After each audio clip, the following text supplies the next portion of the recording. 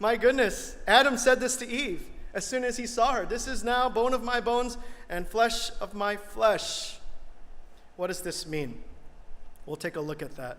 What it means is, see, it's not, you can't take this phrase completely literally. You have to understand it for its cultural context.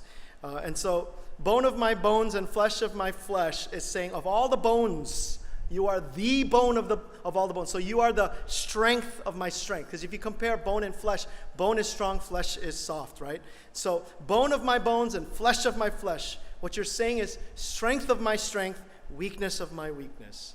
He might have done better when he said, you make me and break me. You make me, you break me, you make me fly to the sky, you make me fall to my knees. This was actually quite a romantic and deep declaration to Eve when Adam saw her. He was blown away, and he claimed this. This one thing that we need to understand in our Christian journey is kind of similar to this. We are Christ's pride and joy, even in spite of our weakness, and regardless of our strength. I'll say that again. We are Christ's pride and joy, even in spite of our weakness, and regardless of our strength. You know, we're really good at going to God when we're weak and saying, God, could you show me once again that you love me? I failed here. I'm not too good here, and this is where I'm not doing too well. Could you kind of affirm that love and grace to me once again? But we like to hold on to our strength. But what I want to say about the gospel is that the gospel declares to us that regardless of our strength, we are Christ's pride and joy. That is the degree to which we are loved.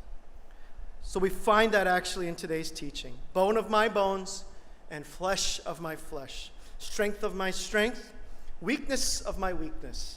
The display of all that I am, whether weak or strong, you are the culmination of all that I am. That's basically what Adam was saying to Eve. Now, how wonderful would it be that you are truly bone of bones and flesh of flesh to somebody? What that means is you are embraced completely, unconditionally as you are. In all your strength, in all your weakness, you are fully embraced, accepted, and loved. Not just for a moment, but for all time. That's what this declaration is about. This is who Eve was to Adam until the fall. This was not the case after the fall. Bone of my bones and flesh of my flesh was a declaration that Adam made to Eve, but after the fall, everything changed. Before the fall, before sin entered the world, it was possible for man to look at Eve and say, you are now bone of my bones and flesh of my flesh. You are everything. It was possible. There was no judgment. There was no accusation. There was no rejection. Adam genuinely saw Eve as, you are everything to me. There is a Jewish tradition that says that Adam and Eve were in the garden for 7 years before they ate from this tree of knowledge of good and evil. This number 7 could be a literal number, but there's a study called numerology. Numerology is the study of numbers, and a lot of numerology is done in biblical studies, and the number 7 in numerology means complete. Complete. So what this could really mean in the Jewish tradition is that Adam and Eve were in the garden for a full amount of time, whatever that number is. That it's an arbitrary amount of time, but it's a full length of time. And what we could really get from that is that it wasn't just for their honeymoon period. It wasn't just during the moment in which Adam saw Eve and said, wow! It wasn't just for that. It wasn't just for a few months. It wasn't just for a year or two. This couple went through the full cycle of learning who each other was and coming to understand what it meant to be husband and wife. And still this phrase would echo through that journey saying, you are now bone of my bones and flesh of my flesh. So for however many years and years that they lived in this garden, Adam saw Eve and thought, bone of my bones and flesh of my flesh. But the story in the next chapter enters where sin enters their life. And no longer is this phrase true. How do we know? After they eat this fruit, they sew fig leaves to cover themselves. And then they hide. And God comes walking into the garden looking for them. And God asks Adam, where are you? Adam says, I hid because I was naked and I was ashamed. And God asks, who told you you were naked? And God says, did you eat from the tree that I told you not to? And this is where it all changes, isn't it? No longer bone of my bones and flesh of my flesh. The man looks at God and says, the woman you gave me.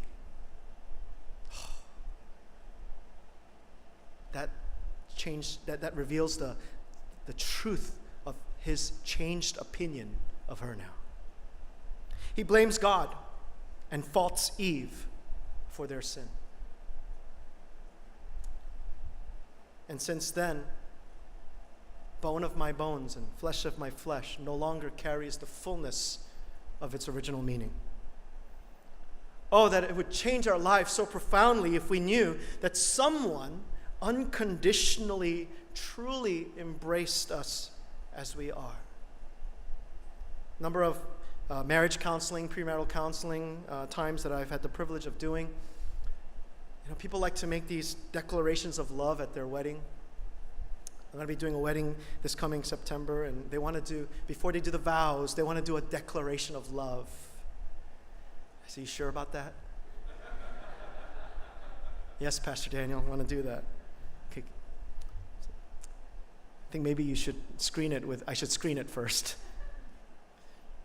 And we want to say things like, and we mean it, somewhere in our hearts we mean it, I will unconditionally love you no matter what, through every storm that this life comes. I will love you. I will love you. But the storms do come, and love gets tested. And any couple that's been together long enough will be able to testify that there are times in the storm that we shake, and there are times in which that unconditional love that we once thought and felt in our heart begins to sway. The reality is that as much as we would love to offer and receive bone of my bones and flesh of my flesh with some counterpart in our life, the reality is that we can't find that anywhere in this world because of the reality of sin.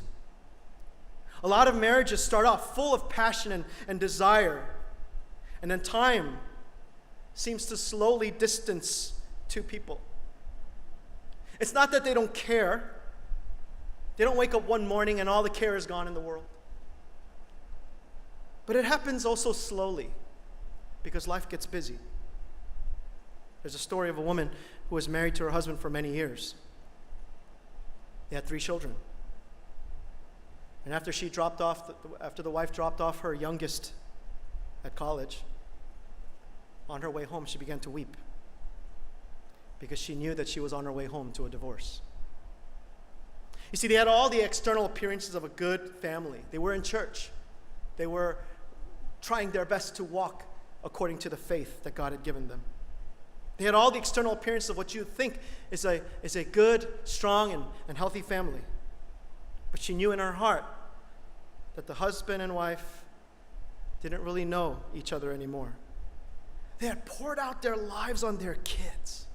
They did their best, working hard each day to do the best they could to build a good family. But she couldn't shake off that somehow along the way, across at least 2 decades, the time had drifted them apart. Philip Cohen is a professor at UC Berkeley, and his wife Carolyn Pape Cohen is a psychologist. And one of the most important things that they talk about is they've studied families for decades together. One of the most important things they talk about is that healthy children are not due to making the focus about children. The most important things to do in raising healthy children is actually demonstrating a very strong, healthy, and intimate and loving marriage.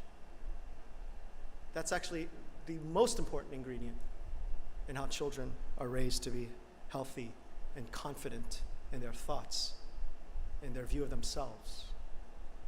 Where you know you could put them anywhere in this world and they're going to be fine. So how do you do that when time seems to drift people apart, when life just gets so busy? What makes marriage so difficult a lot of times is that you have to continually take your masks off. It's so easy to keep masks on with everyone else in this world. But what makes it so difficult is that you have to continually take your masks off. And this is what often prevents people from entering marriages. And it's also what hijacks a marriage. It's what makes marriages drift apart when it's what's needed to make marriage truly work. You have to continually put those walls down again and again and again. See, the only way a marriage can fully work for all that God intended it to be was that you could be naked and feel no shame. They could be bare with each other, not just physically, but spiritually, mentally, emotionally. And that's quite a scary thing for so many people. Will this person truly accept me for who I am? You could be flawed and have all kinds of blemishes, but have no shame. Shame. They were naked and they felt no shame.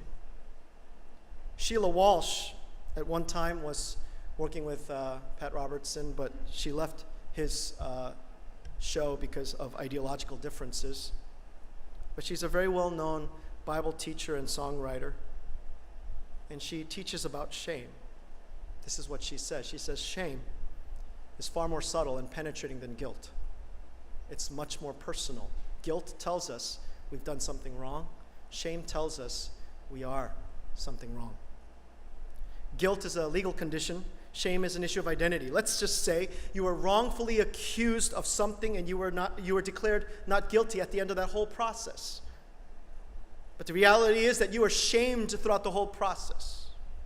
The guilt has been removed by legal status, but the shame of being put through that process bears deep into your soul. Where do you take this shame? Sheila Walsh asks, who can address that life-draining weight at the center of who we are? There is only one, Jesus Christ, the one who became shame for us so that we could know the Father's love. Marriages are filled with countless instances of arguments and friction and even huge misunderstandings, and rightfully so. Rightfully so. Rightfully so. I can't tell you how many times when I'm doing premarital counseling, and about 1 month before the wedding, there's always a blow-up. 1 month before the wedding, there's always huge blow-up, and doing a premarital counseling, this couple is sitting in front of me, and they're ready to call it all off. It's very dramatic. And I'm like sitting there going, yay! And they look at me like I'm crazy. I'm like, this is good. This is good. This means that it's no longer superficial, and you're really learning to walk through the real stuff, even though in the surface level it looks like, really, it's not really that important, like, what color this is going to be or who's going to be seated where, and they start getting into huge arguments about what they think is trivial, but what it's really doing is drawing out some real stuff underneath all of that. So I sit there celebrating, and once they calm down and they can understand what I'm doing, they begin to realize that marriage is really about two completely different people and different upbringings coming together and becoming this new thing called one. One. And each time there are these collisions, even if all gets cleared up, what can potentially remain is this root of shame. How do we know this? The next time around something similar happens between the two people, it triggers that shame. It triggers that root of pain. At one point, it might have been crystal clear. You are now bone of my bones and flesh of my flesh. But as friction happens, as collisions keep happening, shame potentially enters that picture. And that once flawless declaration of love begins to fade. I always tell couples that marriage is the most difficult thing you will ever do with your life. Ever. I tell my wife all the time, long after our children are grown up and they've left the house, it's still the two of us. It's still the two of us. It's not about the children only. But after the kids grow up and they leave, and they go off to college or send them off to get married, it's still the two of us. As long as we're healthy, it's still the two of us for decades more.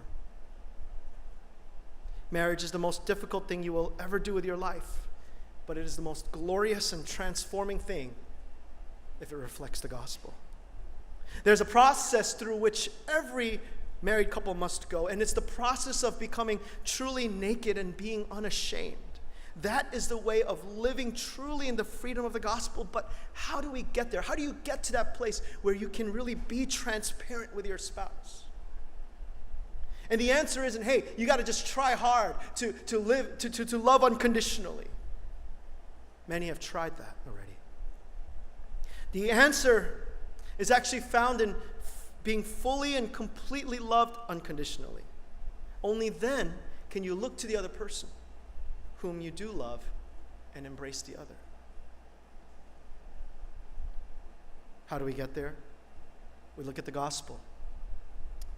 The scriptures teach us that we are the bride of Christ, and I know men oftentimes have a hard time understanding that concept.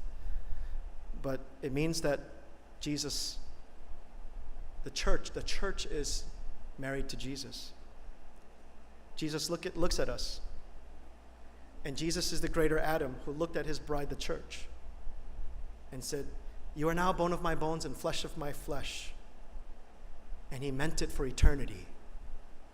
He didn't mean it in that moment because it felt right. He meant it for all eternity. And then he showed it by giving us his life. While we were still sinners, while we were the flesh of his flesh, the weakness, Christ died for us. While we were bone of his bones, boasting in our strength, Peter says, "I will never deny you. I will never. Even if everyone denies you, I will never. My faithfulness is that amazing, Jesus." And Jesus loves Peter even before Peter fails.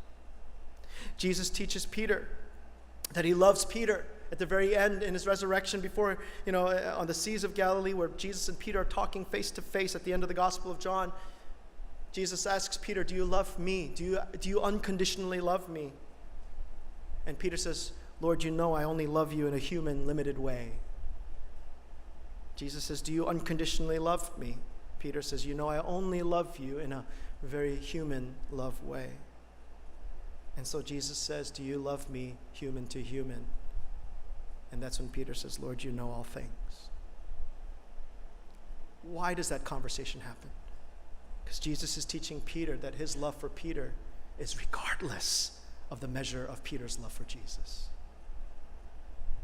Jesus teaches the rich young ruler that it's not by his strength and performance that he will be accepted into the kingdom of God, but he says what is impossible for man is possible for God. Jesus loves us in spite of our weakness and regardless of our strength.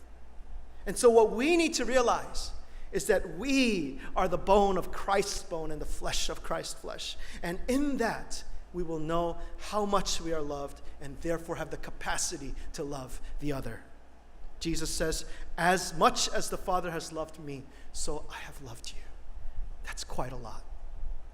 Everywhere else we go in this world, even in the best of marriages that you might have seen, in the best of parenting, there is a point of failure, a point of unraveling. There is a point of judgment and rejection. There are rifts and distances that will emerge and have to be crossed. There are those days that one will say, "Bone of my bones and flesh of my flesh," and then other days that will deny it all. But in Christ, we have this unfailing, unchanging, inexhaustible, undeniable, and unwavering love that continues to say, "You are now forevermore bone of my bones and flesh of my flesh." Right there, dwelling on that gospel truth over and over and over again will set you free from the sin that causes you to go back and forth in your heart towards the one that you know you love, but you're limited. You're limited by your prejudices. You're limited by your flaws. You're limited by your thoughts of how you are formed. You're limited by your preferences. But there, if you dwell upon the greatness of the gospel, there you will find freedom and ability to actually love. I know my marriage has gone through such a process, and we go through it continually. It's a lifelong process. It wasn't the case that we were doing everything wrong in the book. We were actually trying very hard to do all the things right. And oh, how we wanted to be truly embraced and loved by each other, but it was so difficult. It's easier to run away. It's easier to just focus on the kids. It's easier to just focus on the work. It's easier to talk about other things. But I know deep in my heart the cost of doing that. And the longer the years go by, the harder it is. It's easier just to not talk about it. But it's there. It's that elephant in the room that you don't want to talk about, but it's there. See, there's an intimacy that we've been wired for.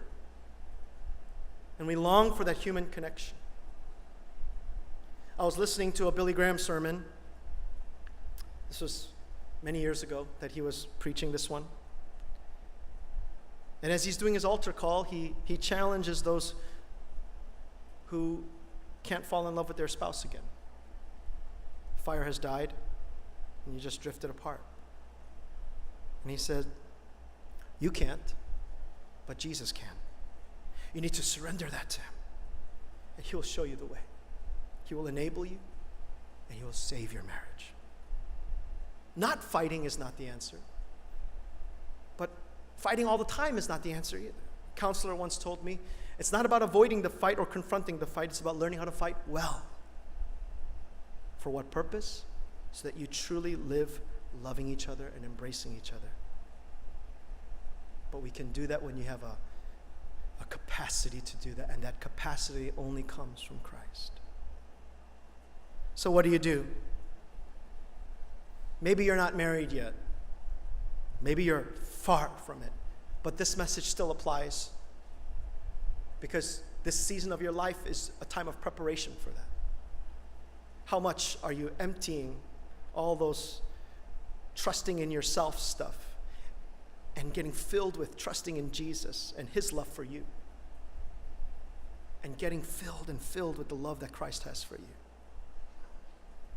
Maybe you're beyond marriage, but this is still about human connection. See, no matter how young or old we are, God made us for human connection and connection of closeness. And if you're at a stage in life where you're trying to figure out future relationship, you're dreaming of marriage, you want it to go well, maybe you've been out of it for a while, whichever situation you're in, this message is still for you, because ultimately this message is about you and Jesus, and the result of how you can open yourself freely to others, the more grounded you are in him. Christine Caine is the one who leads the A21 campaign, which is a huge movement against human trafficking. And I get her posts once in a while, and this really moved me this week. She wrote, "It's not what I do that will burn me out, but what I neglect. Neglecting prayer, worship, church, that will derail me." Let's not neglect the things that Jesus reveals to us. See, it's not about putting more into your relationship, putting more into your marriage, putting more into stuff. That's important. But the stuff that's going to actually make the difference is the stuff that we often neglect. Prayer, worship, church. Why? Not because those activities will help you, but because those activities reveal the unconditional love of Jesus. That you are the bone of Christ's bone and the flesh of Christ's flesh. And I believe that as we continue to dwell on that gospel truth, I am the bone of Christ's bone, and I am the flesh of Christ's flesh, and he loves me just as I am, and he showed it to me by the cross. Then I have the capacity now to love, not just kind of a surface level love, but to love deeply, to love and to also open myself up and take a risk. I want to take time right now to invite you to join me in reflecting on that and soaking yourself in that unconditional love of Jesus. Let's take a moment to pray. Let's take a moment to pray and think upon where you are and how you relate to other people. Do you have a lot of blockage in your heart because you're afraid of judgment? You're afraid of rejection?